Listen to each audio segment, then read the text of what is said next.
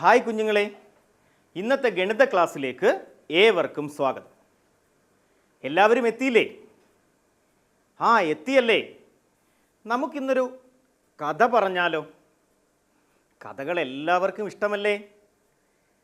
അങ്ങനെയാണെങ്കിൽ നിങ്ങളെപ്പോലെ വികൃതിയായ ഒരു കുട്ടിയുടെ കഥ നമുക്കിന്ന് പറയാം. ചിന്നു എന്നാണ് അവളുടെ പേര്. നിങ്ങളെപ്പോലെ മഹാവികൃതിയാണ് ചിന്നു. ചിന്നു മുത്തശ്ശിയോടൊപ്പം കഥയൊക്കെ പറഞ്ഞ് ഇങ്ങനെ വീട്ടിലിരിക്കുകയായിരുന്നു. അപ്പോഴാണ് ടൗണിൽ നിന്നും ചിന്നുവിൻ്റെ അച്ഛൻ വീട്ടിലേക്ക് വന്നത്. ചിന്നു ഓടി അച്ഛൻ്റെ അടുത്തേക്ക് പോയി. നമ്മളായാലും അങ്ങനെയല്ലേ ചെയ്യുക? എന്താ ചെയ്യുന്നേ? അച്ഛനും അമ്മയും ഒക്കെ പുറത്തെവിടെയെങ്കിലും പോയിട്ട് വന്നാൽ നമ്മൾ ഓടി അവരുടെ അടുത്തേക്ക് ചെല്ലും. എന്തിനു വേണ്ടിയാ അവരുടെ അടുത്തേക്ക് ചെല്ലുന്നേ? അവർ നമുക്ക് വേണ്ടി എന്തെങ്കിലും കൊണ്ടുവന്നിട്ടുണ്ടോ എന്നറിയാൻ നമ്മൾ ഓടി അവരുടെ അടുത്തേക്ക് ചെല്ലും. അതുപോലെ ഇവിടെ ചിന്നുവും എന്തു ചെയ്തു? ഓടി അച്ഛൻ്റെ അടുക്കലേക്ക് ചെന്നു. ചിന്നു അച്ഛൻ്റെ കൈകളിലേക്ക് നോക്കി. അപ്പോഴതാ അച്ഛൻ്റെ കയ്യിലൊരു പൊതിയിരിക്കുന്നു. അവൾക്ക് സന്തോഷമായി. അവൾ ആ പൊതി വാങ്ങി തുറന്നു നോക്കി. ഒരു പൊതി നിറയെ ആപ്പിളുകൾ. വളരെ സന്തോഷത്തോടു കൂടി ആപ്പിളുകൾ നോക്കി നിൽക്കുമ്പോൾ ചിന്നുവിനോട് അച്ഛൻ പറയുക, ഇത് മുഴുവൻ ചിന്നുവിനല്ല, പിന്നെയോ ഇതിൽ നിന്നും 5 എണ്ണം മുത്തശ്ശിക്കും 6 എണ്ണം അമ്മയ്ക്കും നൽകണം. എന്താ ചിന്നുവിൻ്റെ അച്ഛൻ പറഞ്ഞത്? കൊണ്ടുവന്ന ആപ്പിളുകൾ മുഴുവൻ ചിന്നുവിനല്ല, പിന്നെയോ അതിൽ നിന്നും 5 എണ്ണം മുത്തശ്ശിക്കും 6 എണ്ണം അമ്മയ്ക്കും നൽകണം. ഇത് കേട്ടപ്പോൾ ചിന്നുവിനൊരു സംശയം. അമ്മയ്ക്കും മുത്തശ്ശിക്കും നൽകിയതിന് ശേഷം ബാക്കി എനിക്ക് എത്ര എണ്ണം കാണും? അവൾ അച്ഛനോട് ചോദിച്ചു.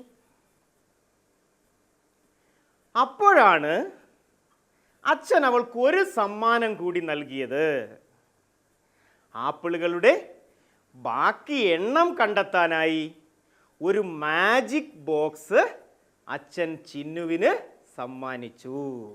അച്ഛൻ ചിന്നുവിന് സമ്മാനിച്ച മാജിക് ബോക്സ് നിങ്ങളെ കാണിക്കാനായി മാഷ് ഇവിടേക്ക് കൊണ്ടുവന്നിട്ടുണ്ട്.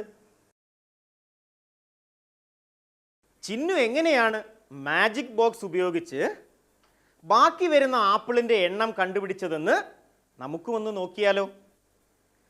നോക്കാമല്ലേ? എല്ലാവരും റെഡിയല്ലേ? ചിന്നുവിന് അച്ഛൻ കൊടുത്ത ആപ്പിളുകളാണ് മാഷ് ഇവിടെ വെച്ചിരിക്കുന്നത്. നമ്മൾ ബോളുകളാണ് എടുത്തിരിക്കുന്നത്. ഓരോ ആപ്പിളും നമ്മൾ ചിന്നുവിന് കൊടുക്കുകയാണ്. എത്ര ആപ്പിളുകൾ ഉണ്ടെന്ന് നോക്കിയാലോ? ചിന്നുവിന് നമ്മൾ ഓരോ ആപ്പിളുകളായി നൽകുകയാണ്. 1, 2, 3, 4, 5, 6, 7, 8, 9, 10, 11, 12, 13, 14, 15, 16, 17, 18, 19, 20. അപ്പോൾ 20 ആപ്പിളുകളാണ് അച്ഛൻ ചിന്നുവിന് നൽകിയിരിക്കുന്നത്. ഇതിൽ നിന്നും എന്ത് ചെയ്യണമെന്നാണ് അച്ഛൻ ചിന്നുവിനോട് പറഞ്ഞിരിക്കുന്നത്? 5 ആപ്പിളുകൾ മുത്തശ്ശിക്കും 6 എണ്ണം ആർക്കും നൽകണം? അമ്മയ്ക്കും നൽകണം. ഏതിൽ നിന്നാ കൊടുക്കേണ്ടത്? അച്ഛൻ ചിന്നുവിന് നൽകിയ ആപ്പിളുകളിൽ നിന്നാണ് എന്ത് ചെയ്യുന്നത്? മുത്തശ്ശിക്കും അമ്മയ്ക്കും വീതം വെച്ച് നൽകുന്നത്. അങ്ങനെയാണെങ്കിൽ നമുക്ക് ആദ്യം മുത്തശ്ശിക്ക് കൊടുത്താലോ? എത്ര എണ്ണമാണ് കൊടുക്കുക? 5 എണ്ണമാണ് കൊടുക്കേണ്ടത്. എന്ത് ചെയ്യുന്നു നമ്മൾ? ചിന്നുവിന് കൊടുത്ത ആപ്പിളിൽ നിന്നും 5 എണ്ണം നമ്മൾ മുത്തശ്ശിക്ക് നൽകുന്നു. നോക്കിയേ, 1, 2, 3, 4, 5. 5 ആപ്പിളുകൾ ഇപ്പോൾ നമ്മൾ ആർക്ക് കൊടുത്തു? മുത്തശ്ശിക്ക് കൊടുത്തു. ഇനി എന്ത് ചെയ്യണമെന്നാണ് അച്ഛൻ പറഞ്ഞിരിക്കുന്നത്? 6 എണ്ണം അമ്മയ്ക്കും കൂടി നൽകണം. മുത്തശ്ശിക്ക് കൊടുത്തതുപോലെ 6 ആപ്പിൾ നമുക്ക് അമ്മയ്ക്കും കൂടി നൽകിയാലോ?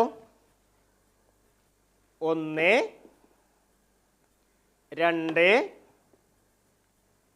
3, 4, 5, 6.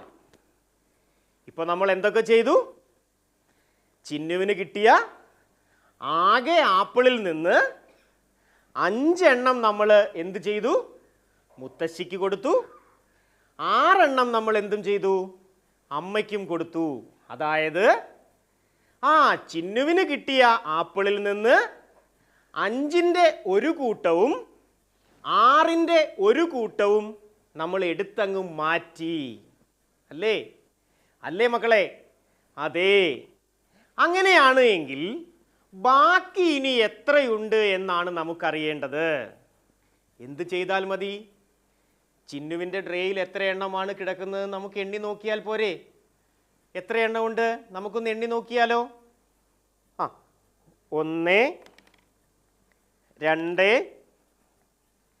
3, 4, 5, 6, 7, 8, 9. അപ്പോൾ എത്ര ആപ്പിളുകൾ ചിന്നുവിന് ബാക്കിയുണ്ട്? അമ്മയ്ക്കും മുത്തശ്ശിക്കും നൽകിയതിന് ശേഷം ചിന്നുവിന് ബാക്കി എത്ര ആപ്പിളുകളുണ്ട്?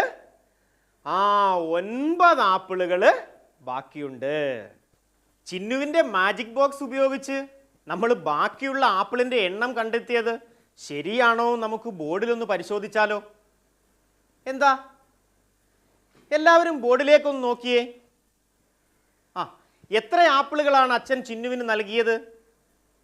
20 ആപ്പിളുകളാണ് അച്ഛൻ ചിന്നുവിന് നൽകിയത്. അതിൽ നിന്ന് ചിന്നു എത്ര എണ്ണമാണ് അമ്മയ്ക്കും മുത്തശ്ശിക്കും നൽകിയത്? മുത്തശ്ശിക്ക് നൽകിയത് 5 എണ്ണവും അമ്മയ്ക്ക് നൽകിയത് 6 എണ്ണവുമാണ്. അല്ലേ? അങ്ങനെയാണെങ്കിൽ 6ഉം 5ഉം 6ഉം 5 കൂടി കൂട്ടിയാൽ നമുക്ക് എത്ര കിട്ടും? എത്ര കിട്ടും നമുക്ക്? 6ഉം 5ഉം കൂടി ചേരുമ്പോൾ 11 കിട്ടും. അങ്ങനെയാണെങ്കിൽ നമുക്ക് എന്ത് ചെയ്താൽ മതി? അച്ഛൻ ചിന്നുവിന് കൊടുത്ത ആകെ ആപ്പിളിൻ്റെ എണ്ണമായ 20ൽ നിന്ന് ചിന്നു അമ്മയ്ക്കും മുത്തശ്ശിക്കും നൽകിയ 11 എണ്ണം കുറച്ചാൽ പോരെ? അങ്ങനെ ചെയ്താൽ പോരെ? മതിയല്ലേ? അങ്ങനെയാണ് എങ്കിൽ 20 - 11 സമം എത്രയാ? എങ്ങനെയാ? 20 - 11 is equal to എത്രയാ പറഞ്ഞേ? 9. അത് തന്നെയല്ലേ നമുക്ക് മാജിക് ബോക്സിലൂടെയും കിട്ടിയത്? ശരിയല്ലേ അപ്പോൾ നമ്മൾ കണ്ടെത്തിയ ഉത്തരം?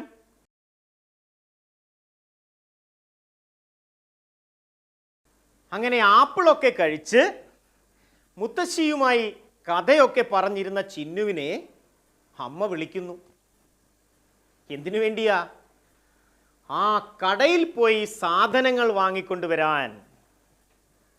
അമ്മയുടെ വിളി കേട്ട് ചിന്നു ഓടി അമ്മയുടെ അടുത്തേക്ക് ചെന്നു. അവിടെ ചെന്നപ്പോൾ കടയിൽ നിന്ന് വാങ്ങേണ്ട സാധനങ്ങളുടെ ഒരു ലിസ്റ്റും കുറച്ചു പൈസയും അമ്മ ചിന്നുവിനെ ഏൽപ്പിച്ചു. ലിസ്റ്റും പൈസയുമായി ചിന്നു കടയിലേക്ക് പോയി. എത്ര രൂപയാണ് കടയിലേക്ക് പോകാനായി അമ്മ ചിന്നുവിന് നൽകിയതെന്ന് അറിയണ്ടേ? എല്ലാവരും ബുക്കും പേനയും എടുത്ത് ഒന്ന് എഴുതി വെച്ചോളൂ. 275 രൂപയാണ് അമ്മ ചിന്നുവിന് നൽകിയത്. എല്ലാവരും കുറിച്ചില്ലേ? എല്ലാവരും കുറിച്ച് വെച്ചില്ലേ? മാഷ് പിന്നീട് ചോദിക്കും, അപ്പോൾ പറയണം. 275 രൂപയും സാധനങ്ങൾ വാങ്ങാനുള്ള ലിസ്റ്റുമായി ചിന്നു കടയിലേക്ക് പോയി. കടയിലെത്തി സാധനങ്ങളൊക്കെ വാങ്ങിയ ശേഷം 256 രൂപ ചിന്നു കടയിൽ കൊടുത്തു. അതുകൂടി ഒന്ന് കുറിച്ച് വെച്ചോണേ. എത്ര രൂപയാ ചിന്നു കടയിൽ കൊടുത്തത്? 256 രൂപയാണ് ചിന്നു കടയിൽ കൊടുത്തത്. അങ്ങനെയാണെങ്കിൽ മാഷ് ഒന്ന് ചോദിച്ചോട്ടെ, ഇനി എത്ര രൂപ ചിന്നുവിൻ്റെ കയ്യിൽ ബാക്കി കാണും? 275 രൂപയുമായിട്ടാണ് ചിന്നു എന്ത് ചെയ്തത്? വീട്ടിൽ നിന്ന് കടയിലേക്ക് വന്നത്. കടയിൽ എത്ര രൂപ കൊടുത്തു? 256 രൂപ കൊടുത്തു. അങ്ങനെയാണെങ്കിൽ ഇനി എത്ര രൂപ ചിന്നുവിൻ്റെ കയ്യിൽ ബാക്കി കാണും? ഒന്ന് ആലോചിച്ച് നോക്കിയേ മക്കളെ നിങ്ങളെല്ലാവരും. ആർക്കെങ്കിലും കിട്ടിയോ? പറയണ്ട, ആരും ഉത്തരം വിളിച്ചു പറയണ്ട. എല്ലാവരും കണ്ടെത്തി വെച്ചാൽ മതി. എത്ര രൂപയാണ് ചിന്നുവിൻ്റെ കയ്യിൽ ബാക്കിയുള്ളത് എന്ന് കണ്ടെത്തി വെച്ചാൽ മതി. എല്ലാവരും ഉത്തരം കണ്ടെത്തിയോ? എങ്കിൽ നമുക്കൊന്ന് നോക്കിയാലോ, കണ്ടെത്തിയ ഉത്തരങ്ങളൊക്കെ ശരിയാണോ എന്നറിയണ്ടേ? എന്തൊക്കെയാണ് മാഷ് പറഞ്ഞതിവിടെ? എത്ര രൂപയുമായാണ് ചിന്നു കടയിലേക്ക് പോയത്? 275 രൂപയുമായിട്ടാണ് ചിന്നു കടയിലേക്ക് പോയത്. 275നെ നമുക്ക് വേണമെങ്കിൽ എങ്ങനെയും എഴുതി നോക്കാം. 200 അധികം 70 അധികം 5 എന്ന് വേണമെങ്കിലും നമുക്ക് എഴുതിക്കൂടെ? 275നെ 275നെ നമുക്ക് എങ്ങനെ വേണമെങ്കിലും എഴുതാം.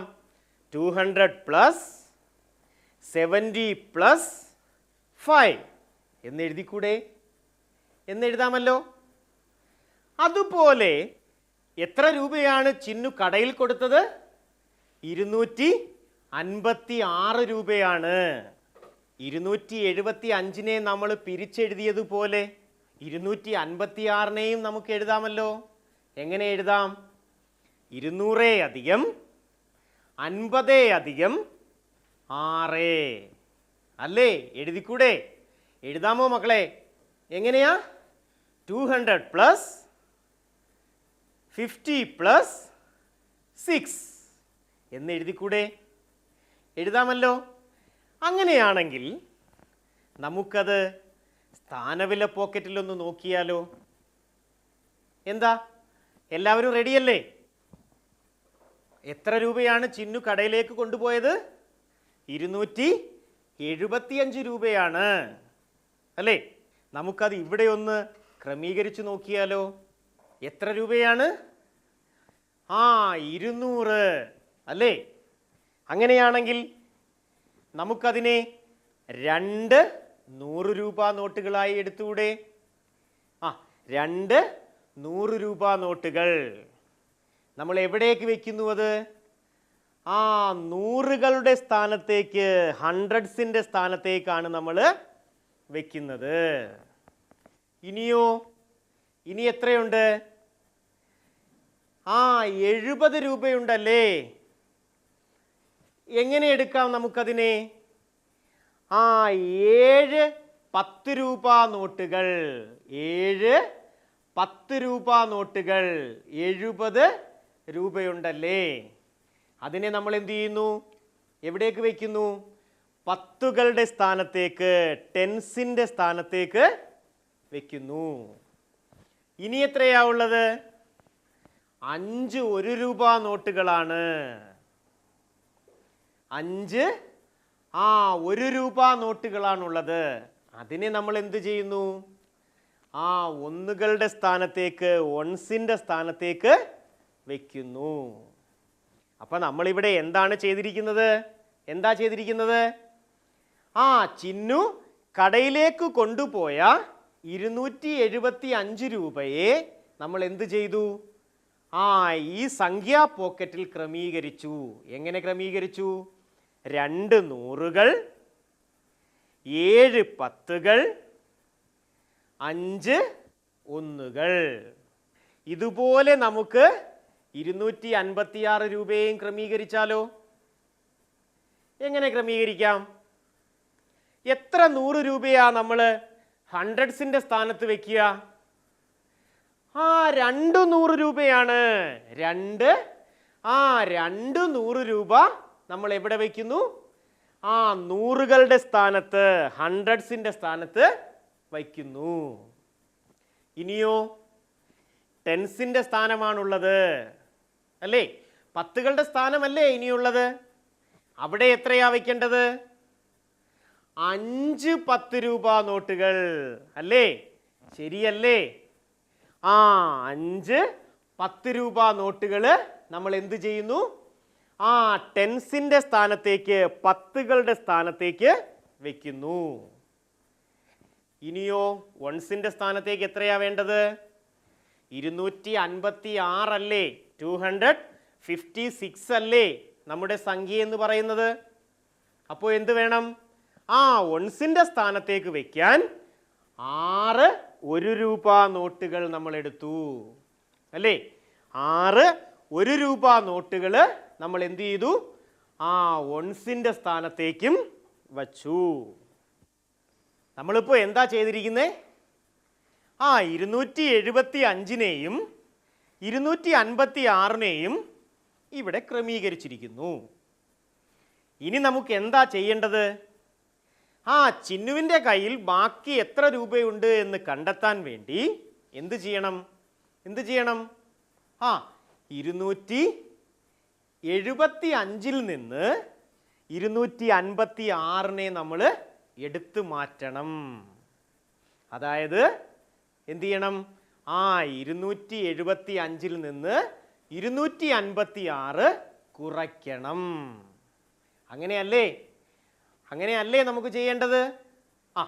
അങ്ങനെയാണെങ്കിൽ ഇവിടെ നമുക്ക് 275 ഇല്ലേ? ഈ 275ൽ നിന്ന് നമുക്ക് 256നെ എടുത്തങ്ങ് മാറ്റാം അല്ലേ? അതിന് മുന്നേ നമുക്ക് എന്ത് ചെയ്യാം? ഇവിടെ വെച്ചിരിക്കുന്ന 256നെ നമുക്കൊന്ന് മാറ്റിവെക്കാം. ഇനി നമ്മൾ എന്താ ചെയ്യുക? ഈ 275ൽ നിന്ന് 256നെ നമ്മൾ എടുത്തു മാറ്റുന്നു അല്ലേ?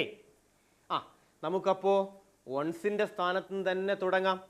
നോക്കിയേ, എത്ര ഒന്നുകളാണ് ഇവിടെയുള്ളത്? 5 ഒന്നുകളാണ്. 5 ones അല്ലേ? 5 ഒന്നുകളിൽ നിന്ന് നമുക്ക് എത്ര ഒന്നുകളാണ് എടുത്തു മാറ്റേണ്ടത്? 256ലെ 6 ഒന്നുകൾ എടുത്തു മാറ്റണം. 5 ഒന്നുകളിൽ നിന്ന് 6 ഒന്നുകൾ എടുത്തു മാറ്റാൻ സാധിക്കുമോ? ഇല്ല. അപ്പം നമ്മൾ എന്താ ചെയ്യുക? തൊട്ടപ്പുറത്ത് എത്ര പത്തുകളുണ്ട്? 7 പത്തുകളുണ്ട്. ഈ 7 പത്തുകളിൽ നിന്നും ഒരു 10നെ നമ്മൾ എടുത്ത് എന്ത് ചെയ്യുന്നു? ഈ ഒന്നുകൾക്ക് കൊടുക്കുന്നു. 7 പത്തുകളിൽ നിന്നും ഒരു 10നെ എടുത്ത് നമ്മൾ എന്ത് ചെയ്യുന്നു? ഒന്നുകൾക്ക് കൊടുക്കുന്നു. ഒരു 10 രൂപയ്ക്ക് പകരം 10 1 രൂപ നോട്ടുകൾ വെച്ചാലും പോരെ? അങ്ങനെ ആയാലും പോരെ? മതി. നമ്മൾ എന്ത് ചെയ്യുന്നു? 10 1 രൂപ നോട്ടുകൾ 1 2 3 4 5 6 7 8 9 10 10 1 രൂപ നോട്ടുകൾ നമ്മൾ എന്ത് ചെയ്യുന്നു? ഇവിടെ വെക്കുന്നു. ഇനി നമുക്ക് എന്ത് ചെയ്യാം? ഇതിൽ നിന്നും 6 ഒന്നുകളെ എടുത്തു മാറ്റിക്കൂടെ? 6 ഒന്നുകളെ എടുത്തു മാറ്റിക്കൂടെ?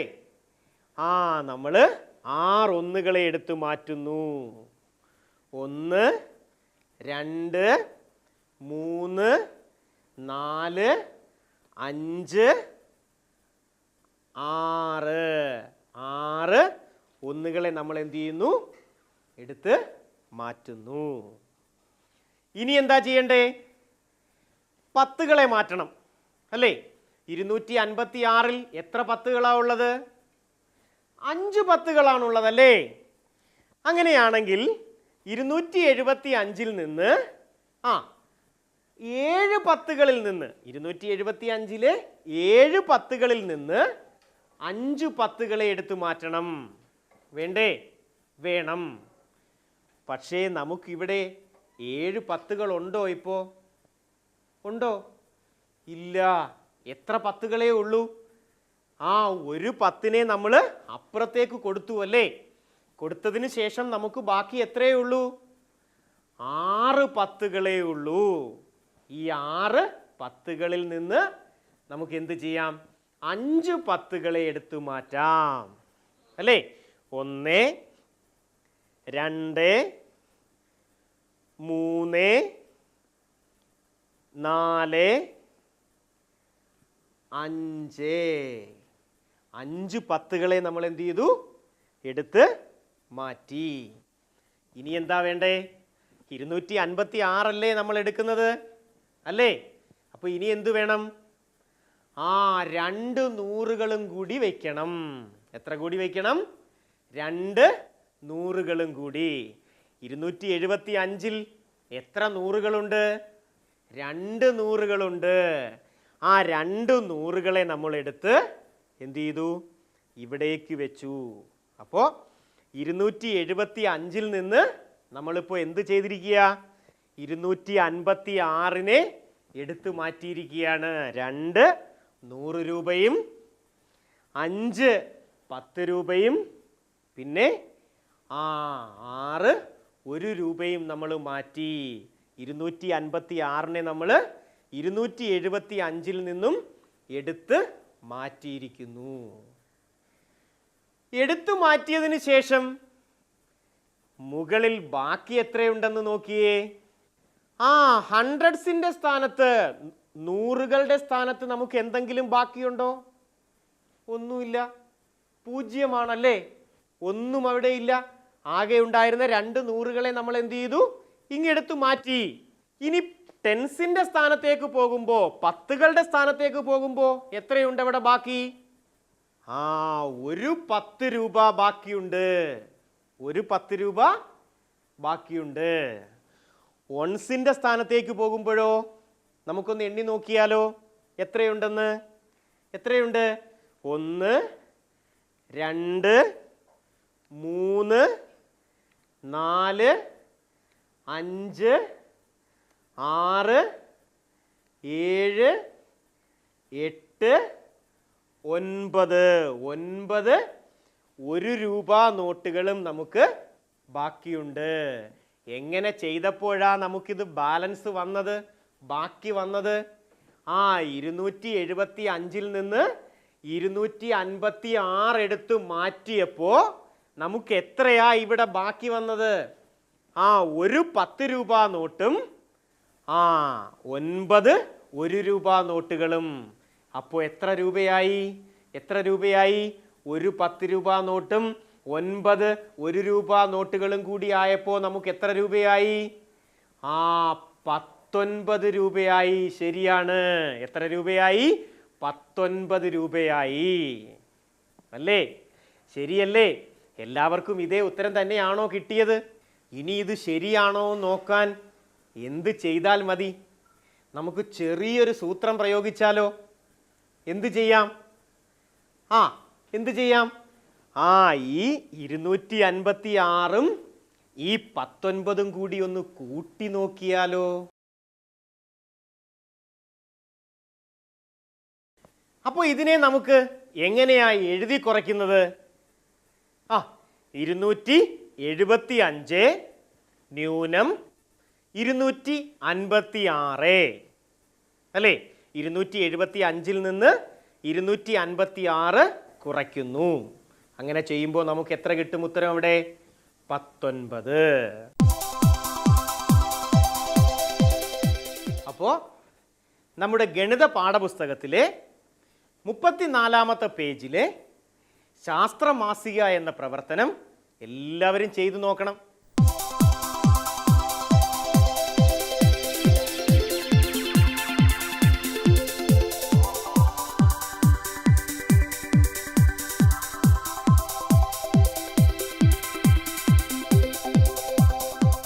കൂടുതൽ ഗണിത വിശേഷങ്ങളുമായി അടുത്ത ക്ലാസ്സിൽ നമുക്ക് വീണ്ടും കാണാം.